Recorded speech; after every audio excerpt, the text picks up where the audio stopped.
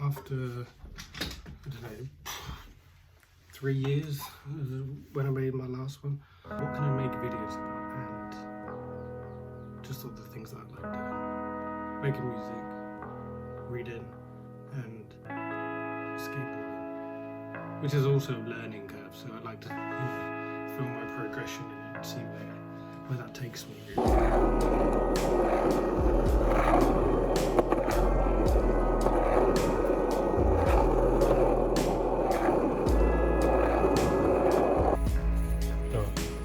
I was painting my shoes last night because I got bored.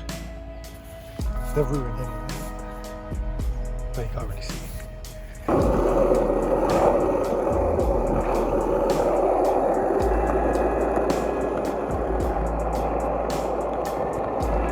Just coming out now for, I don't know, like 30 minutes of exercise, coming from like being BMX to skating, the whole kind of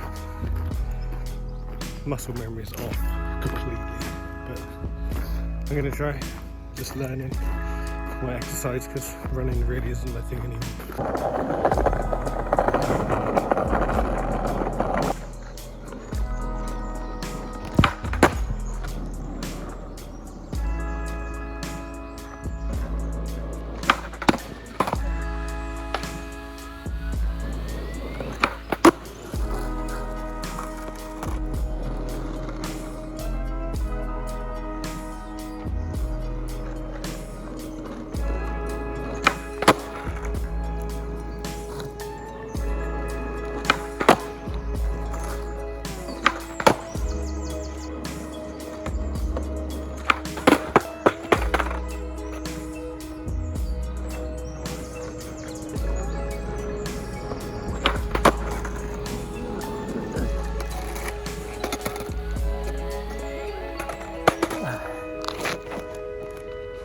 I think skating for me is a thing that I wanted to learn. I've always wanted to learn, you know, I just playing skate growing up. And I never really wanted to do it. I guess BMXing for me was like the thing, but I don't know, now at 26, it's kind of weird learning to skate. I noticed the difference between when I was like, 16 BMXing, I could fall off and it's not gonna hurt, or I could go a whole day and then know that tomorrow I could just do it again. But when I wake up, when I woke up last week after skating for the first time, I couldn't move for 2 days. It just takes a toll on your body, and I realised that. And I just think now, 26, why not? I just needed something to get my head off stuff, and I think that's the reason why BMXing for me was great, because I could just get my head around everything and just focus on nothing else but this. And I haven't really had anything else that I do that does that. Making music doesn't really take my head off things. I just enjoy making music. So yeah, learning from the basics. So I've got 10 minutes left till my bit of exercise runs out. So I'm just gonna try pop shove it, because I guess that's the next trick to learn after the ollie. Also, this is the best song ever, Spencer.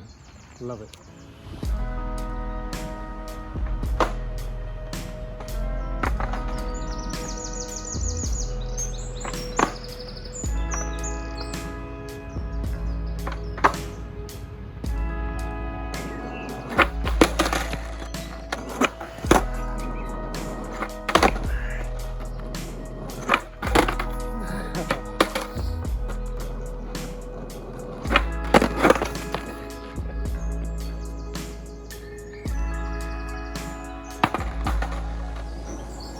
That was super disappointing, but like I watched the video, but yeah, I'm gonna try and do it tomorrow or another day. I think I just need to watch it back and then what I'm doing wrong, which I kind of know. I don't think I'm jumping enough, and also it's weird, like that fear. I think I need to remember how to get over the fear, past the barrier of not doing so.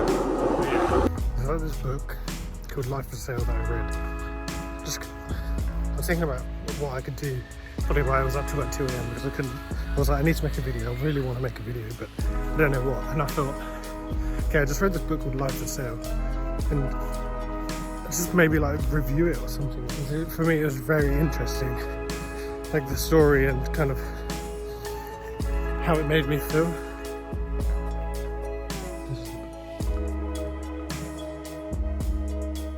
So reading for me was never really a thing.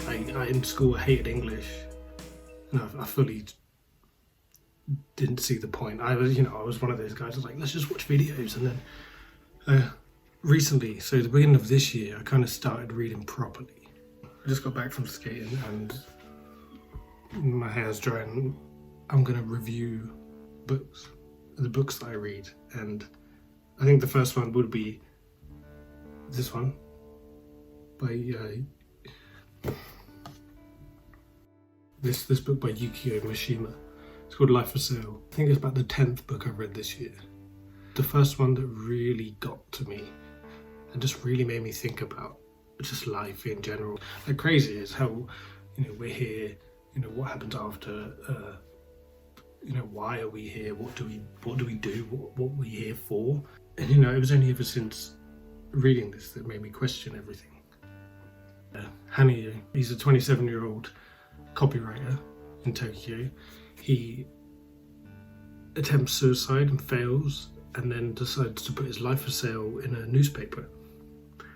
Bizarre, and then he gets some weird requests of things to do, and don't want to spoil it. So, like I said, it was opening to me to question life itself, which is a weird one. There are people who think about death a lot, and it makes them anxious thinking about it, whether crossing the road and stuff. And for me, I was like, oh, I don't think about that. I like to just live every day how it is, and whatever comes to you comes to you. So I think that's my point of view on that. But I think the book itself captured me. It really painted that picture in my head about it, and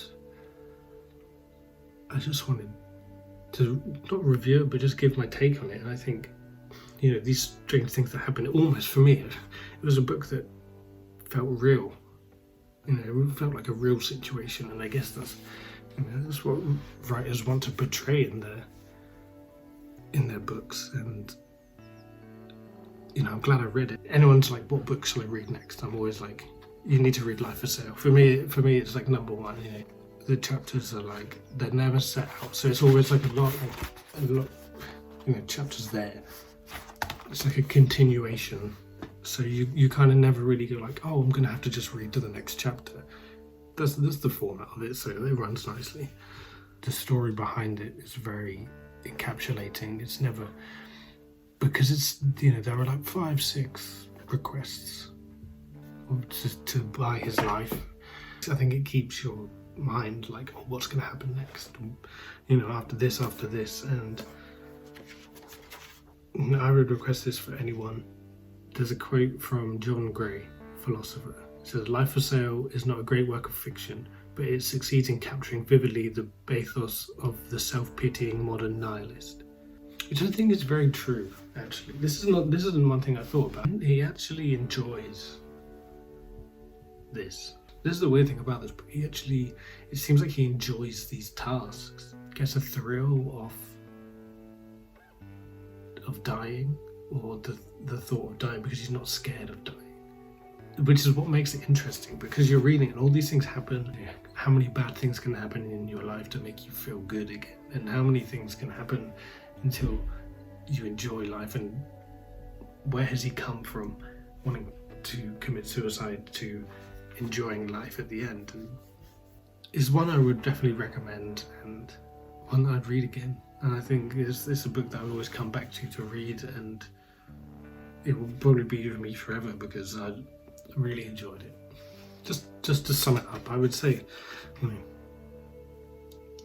it's funny, it's dark.